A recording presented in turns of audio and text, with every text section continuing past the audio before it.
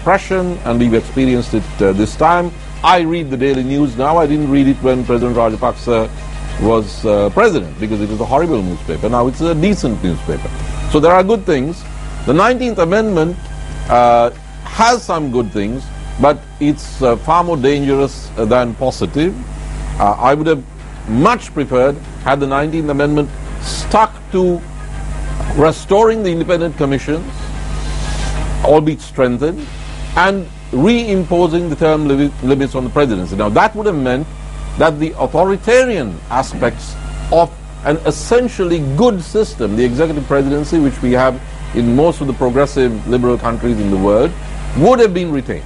But what we have is a dangerous situation, and I'd like to spend this time quoting from somebody who's quite on the opposite side of the spectrum from myself, and that's Professor Kumar David, who, writing last weekend, said, and I quote, "19A, today's flop, tomorrow's hazard.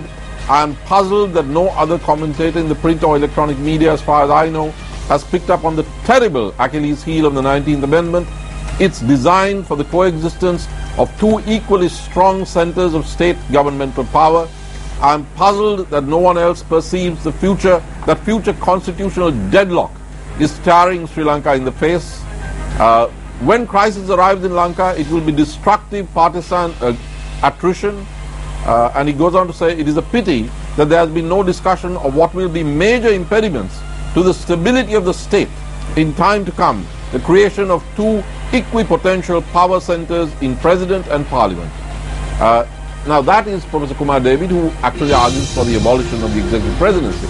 But my point is, you could have had a much better deal. You could have had the trimming of the excess. The presidency was a good idea, President Jayatilleka's idea, but it was top heavy. And if the 19th Amendment had been limited to the restoration of the independent commissions and the restoration of term limits, we would have had the best of all possible worlds. Instead, we have this dangerous situation that Professor